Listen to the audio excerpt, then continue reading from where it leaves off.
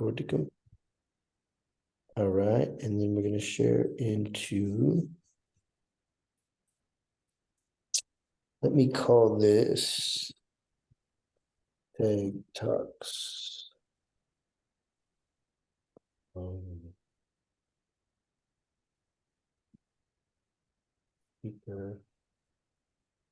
Speakers showcase. Oops.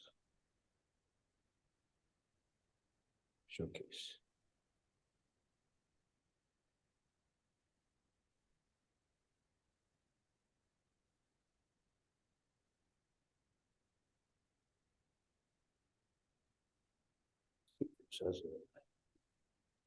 Timeline. Nope. We want to go to a group. Go here. Go live.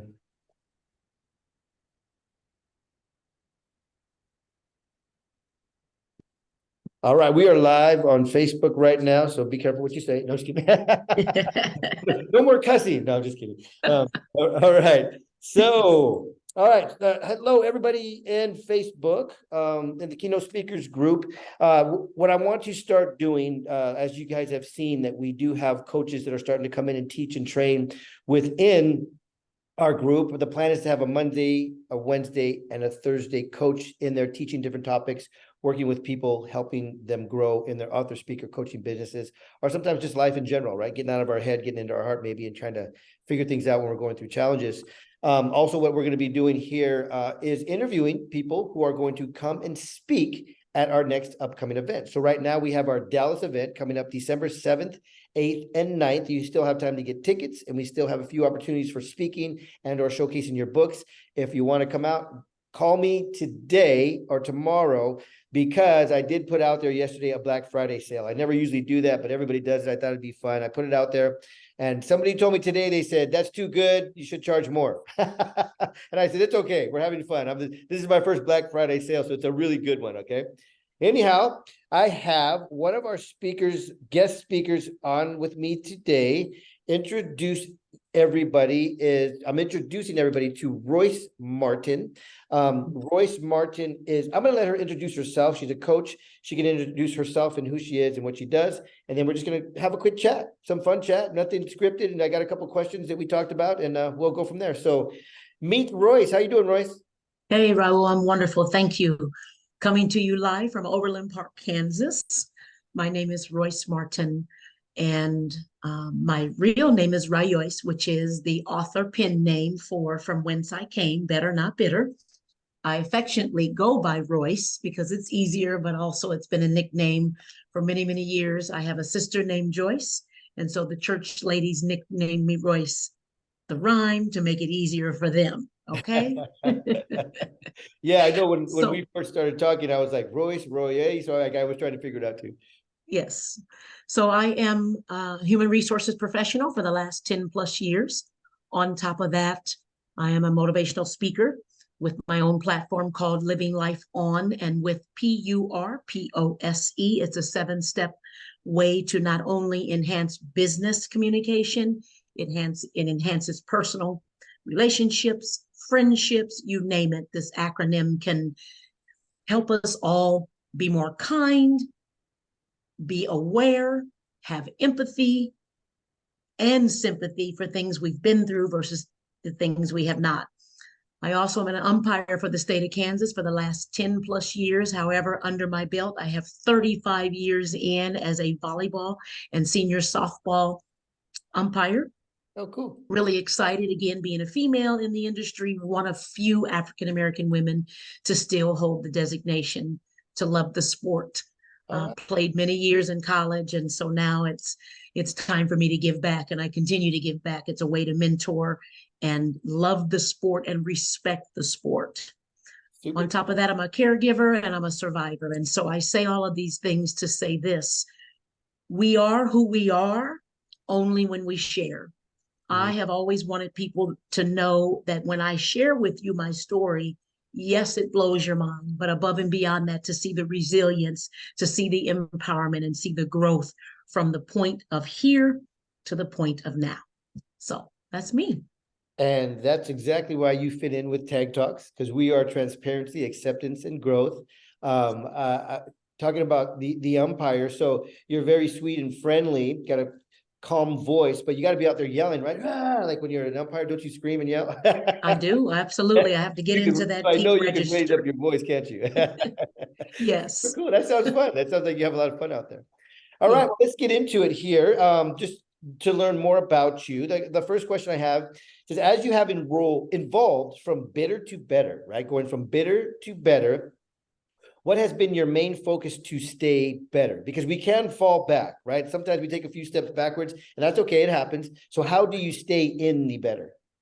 For me, Raul, it's about forgiveness. Each and Mhm. every day, I understand that people have hurt me. I also have probably hurt some people along the way. And it's about forgiveness, starting with self, Mhm. then reaching up to my higher power. I do nothing without him, and staying in that space to understand that people are doing the best that they can each and every day, the best way they know how.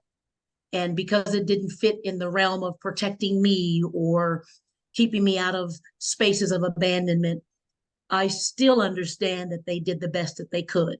And Mhm. so I operate in the space of forgiveness each and every day, even through challenges at work, Mhm. challenges with friendships, challenges with people who don't want to choose sides in tough situations, and I end up getting the shorter end of the stick. I still operate in the space of forgiveness.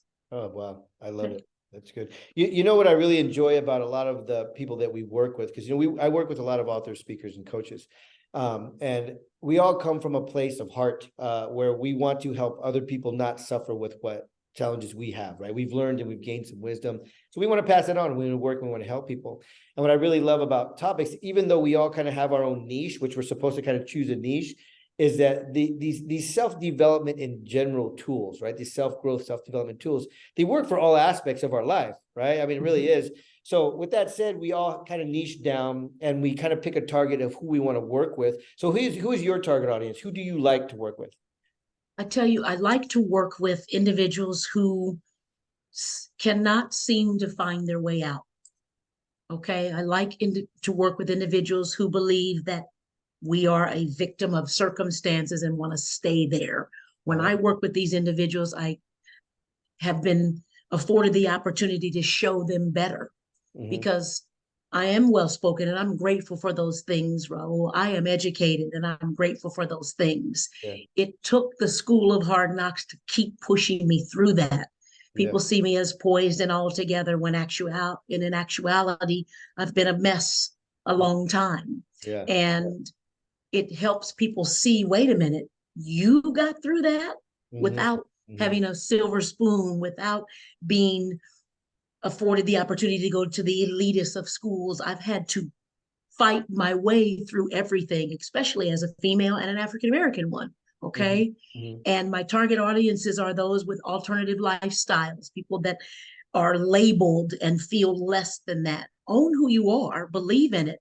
We are not defined by what goes on behind closed doors, right? We Yeah. are defined by how we treat people, how we love, how we extend light in our own times of darkness.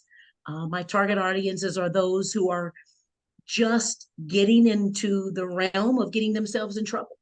I Mhm. am a proponent to say, hold up, on the other end of this thing, it looks exactly like this. You Mhm. have a choice.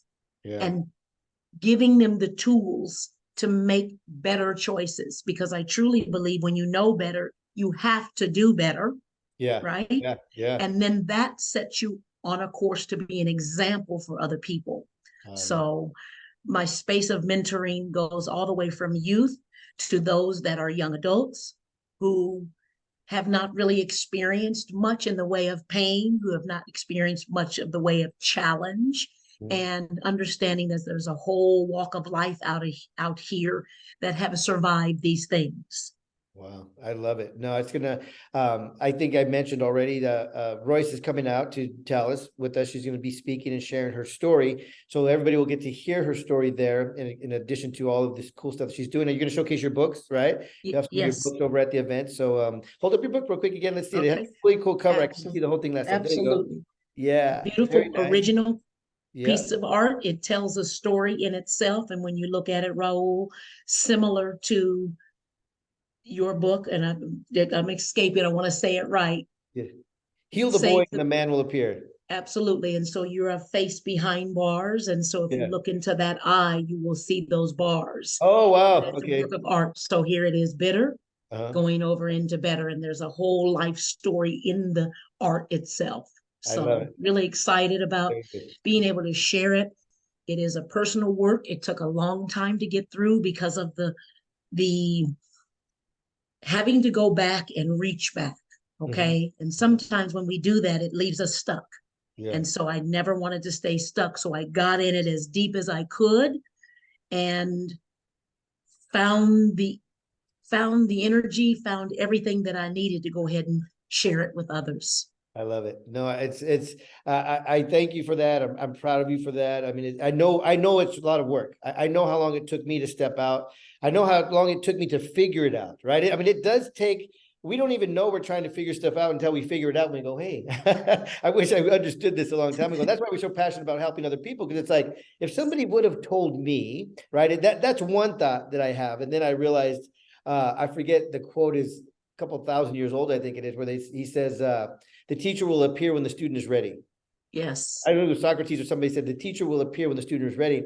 And sometimes I say that to people and they have no idea what it means, like I didn't when at first. But I always give an example. Way back in 1984, I was a young teenager getting in a lot of trouble. And we were in my mother's 1982 Buick Regal. I remember blue Buick Regal. They were popular cars way back then. And we were in a blue Buick Regal, and it had a cassette tape, right? Regular, the old cassette Okay. tapes. And I was Yes. getting in a lot of trouble. I was going to juvenile hall, just doing all these dumb things. And I was in the car with her one day, and she hands me this cassette tape of Tony Robbins. And she goes, Okay. you need to listen to this guy, right? And she had his tape in there, and he was playing, and he was just this guy talking. And then I looked at his picture, and I don't know if you're a Tony Robbins fan or not. For those of you who are and have followed him for a while, back in the 80s, he had this really big, well, he still does, but he had this giant head and this little tiny neck, and his hair was kind of weird. And like, he just looked weird to me, right? Like the lifestyle I was living, he was some weird, Yes. guy. And I remember Mhm. looking at the cassette, listening to what he said, and I go, this guy's stupid. And I kind of just like threw the cassette. It was about 10, 15 years ago, maybe 12 years ago.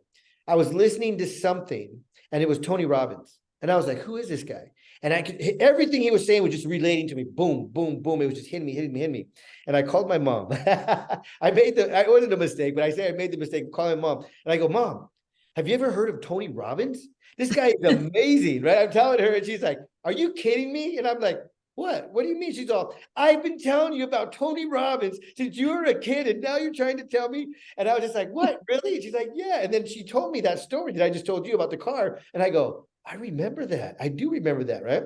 So I wasn't ready to hear it, right? That the student will appear when the teacher is ready. I wasn't ready to hear it. So my thing is, and I was on a call earlier, just right before this one with somebody, we were talking about this similar. It's about planting the seed, right? Sharing the Yes. wisdom that we've gained, share the heartaches and the good and the bad and the ugly, everything that we've gained, the wisdom we've gained from it, and then the calling to share with other people, understanding how powerful that is, and just doing it and doing our work that we're called to do. And if they don't catch it right now, we'll still plant that seed. And someday, somewhere, it's going to flourish. Like mine, many, many years later, Tony Robbins. Yes. So I love what you teach. I love, we meet so many great people. It's going to be great to see you and meet you in person at the event. And we're going to finish up with the last question that I have for you. Okay. All right. Okay. So you have a motivational speaking platform. I didn't know that. You can tell us about that. And then you have a business called Living Life On and With Purpose, an acronym, Purpose. How did you create that? Where did that come from? Tell us about it. It came from where I was many, many years. And when you leave a place of darkness, Raul, if you do not find a way to stay in the light, you will go back. That is the nature of repeat offending. That is the nature of the beast. You don't believe that you deserve better. And so you stay stuck, and it's easier to relate to those who have been through those things. And so you keep going back, and you keep going back, and you keep going back. And when I created this artwork, and a very dear friend of mine built it and helped it come to life, the word purpose stayed with me, but it wasn't just because we do things on purpose. We hurt people on purpose. We say things on purpose to get a reaction, to get a rise. Yeah. I decided if I could do it on purpose, then I could live with purpose. Yeah. And I'm waiting to share the 7-step acronym. It's not only in my book, it's also in my teaching platform that I use in corporate businesses.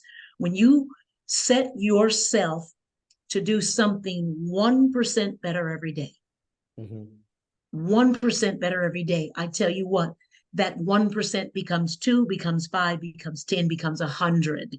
And you grow within yourself. You do not even realize how much potential you have until you're in a situation that I've been in, that you've been in. Yeah. And people want to hold their thumb on our neck. They want to hold us accountable for yesterday. 10.5 years later, you would never know unless I tell you. And that is the thought process of living life on and with purpose each and every day. Say something kind. I say that a lot because even if I think that the dress is ugly, and I'm being real with you here, lifting somebody's spirits to say, you look good in that thing. It would never work for me, but you rock that.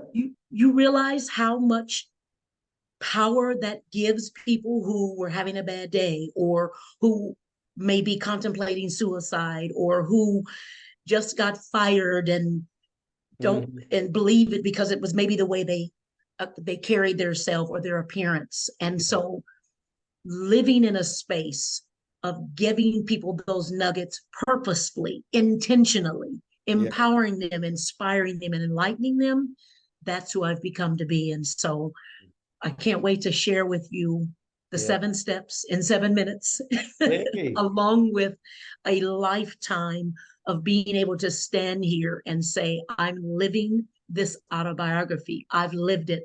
I think when people write and they pass away in their memoir, it doesn't have the same effect as you doing the work each and every day. Yeah, I love that.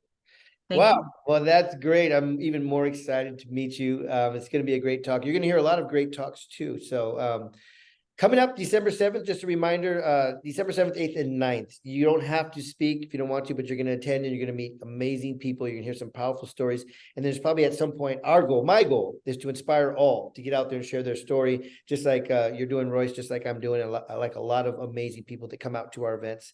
So I thank you so much. I'll let you close with some final wisdom if you'd like, and then we'll end the talk today. Outstanding. So first of all, Raul, this platform that you took from yourself to create for us, thank you very much. Thank you. Secondly, I always say this, and I write it in my autograph spirit. I want everybody to remember that joy always comes in the morning. And what that means is when you lay down at night, you have a chance to dream. However, when you awaken and see your dreams unfold out loud, joy always comes in the morning. So. I love it. So good. You know, this is going back a couple of minutes ago. I said we were going to close right now, but you reminded me of something that I noticed in me, right? So this is a confession. Bring it out and then you can heal it. You can fix it.